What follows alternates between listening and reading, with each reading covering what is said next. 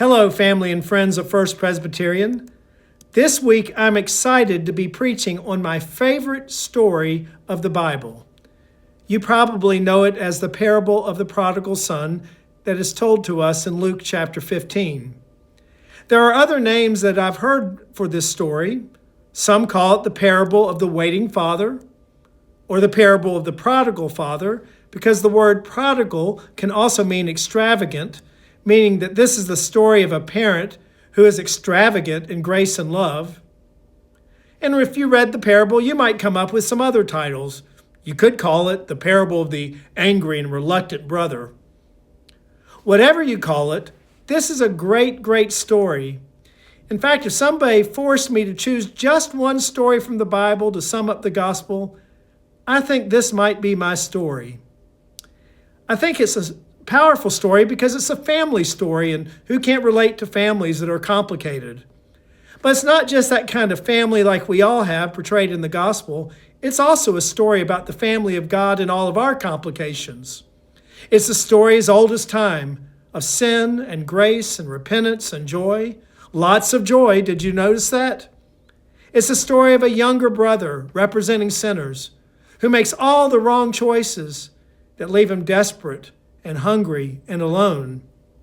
It's also the story of this younger brother coming home, ready to take his medicine, only to be surprised to find a loving and worried father waiting with arms wide open, ready to throw a party. This father represents our God.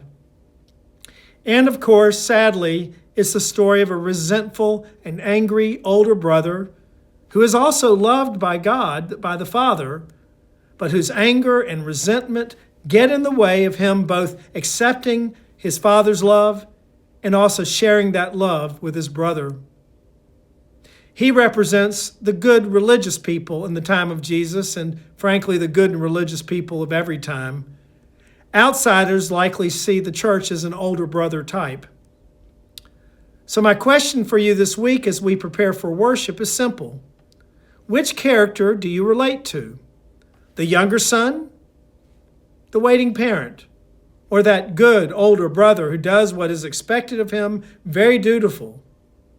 You know, as I've thought about this story over the years, I realize there's a little bit of all of them in most of us. Finally, I don't want you to miss why Jesus told the story. It's right there in verses 1 and 2. He tells this story and two other stories with the same point because of this. Luke says, now all the tax collectors and sinners were coming near to listen to Jesus. And the Pharisees and the scribes were grumbling and saying, this fellow welcomes sinners and eats with them. And then he tells these three stories with basically the same message, that there is more joy in heaven over one sinner who repents than over the righteous who need no repentance. So that leads me to wondering with you, is the church, I'm talking about just the big church, today perceived in the world as a place where sinners are eager to come near to listen to Jesus and the message of grace?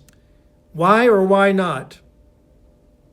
I fear sinners in our day think they would experience rejection or judgment of the older brother more than the grace and the love of the Father. And that's very sad to me. Years ago, a Lutheran pastor, Nadia Bolz-Weber, who had been a prodigal in her own life, became a Lutheran pastor, and she started a new church. And do you know what she named the church? The House for Sinners and Saints. And if you were to go there, the people you'd meet would be people that you meet in a bar or a coffee shop. Many would have tattoos. They might be the kind of people you meet at an AA meeting. This has been a growing church that embraces sinners. And if you were to go there, I think this is what you would experience. Joy. Just joy. The joy of those who have been embraced by an extravagantly loving God. And do you know what I say to that? May their tribe increase. The world needs churches like that. For that's why we're here. May we experience the joy of knowing the God who loves welcoming sinners home. I look forward to seeing you in the house of God this week at First Presbyterian. May the peace and the joy of Christ be with you.